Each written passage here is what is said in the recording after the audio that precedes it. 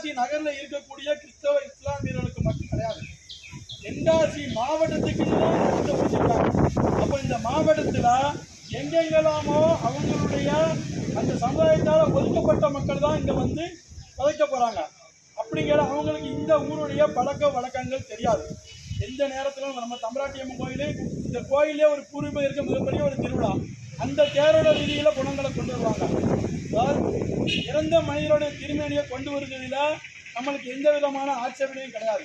ஆனால் அதே ஒரு வழக்கங்களை ஆகம விதிகளை மீறி கொண்டு வரும்போது அதற்கு இந்து சமுதாயத்தை சார்ந்த நம்ம அத்தனை பேரும் ஒருமித்த குரலோட எதிர்ப்பு தெரிவிப்போம்.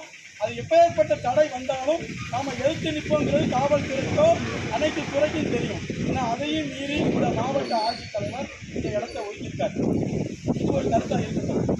இங்கே இருக்கக்கூடிய தென்காசியில் இவங்க சனாதனம் எல்லாரும் ஒற்றுமையாக இருக்கணும்னு சொல்லுவாங்க. நாமளும் அதை ஒத்துக்கிடுவோம். கீழப்புலியில இருந்து ஒரு சுவாமியோட விக்கிரகத்தை மவுண்ட் ரோடு வழியாக தென்காசி கொண்டு போக அவங்க சம்மதிச்சாங்கன்னா அதுக்கு மறுநாட்டு இந்த மையவாரியை நம்ம பண்ணிக்கணும். அது மட்டும் இல்லை, இங்கே இருக்கக்கூடிய இந்த யூஎஸ்பி நகரை தாண்டி நீங்கள் போனீங்கன்னா அங்கிருந்து விநாயகர் சிலை கீழப்புலிக்கு வராது. கீழப்புலியில் இருக்கக்கூடிய விநாயகர் சிலை தென்காசி போகாது. அரசாங்கம் அப்பேற்பட்ட ஒரு காரியத்தை இந்த ஆட்சித்தலைவர், மாவட்ட ஆட்சித்தலைவர் செய்து கொண்டு இருக்கிறாரு.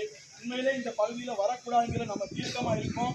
அது மட்டும் இல்லை, முதல் கட்டமாக அனைத்து சமுதாய தலைவர்களுக்கு மட்டும் தகவல் சொல்லி இன்னைக்கு நம்ம இந்த ஏற்பாடை பண்ணி நம்மளுடைய எதிர்ப்பை ஏற்கனவே ஒரு முறை கண்டன வாக்போஸ்டர்கள் மூலமாகவும் மனுக்கள் மூலமாகவும் இங்கே வரக்கூடாதுங்கிறத நம்ம தெரிவிச்சிட்டோம்.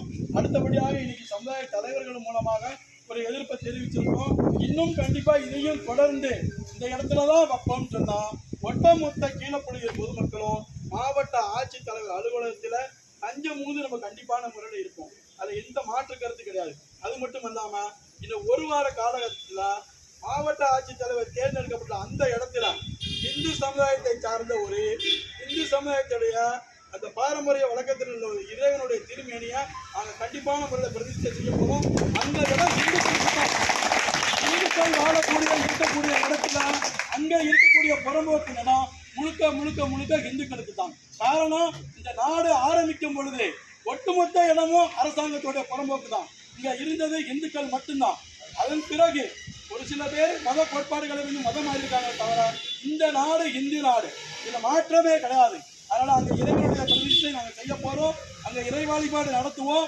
அந்த இடம் இந்துக்களுக்கு சொந்தமான இடம். மாற்று மதத்தினருக்கு நீங்க கொடுத்தீங்கன்னு சொன்னால் இந்த ஊர் மக்கள் ஒட்டுமொத்த மக்களும் மாவட்ட ஆட்சித்தலைவர் அலுவலகத்தில் கண்டுபிடித்து இருக்கும்.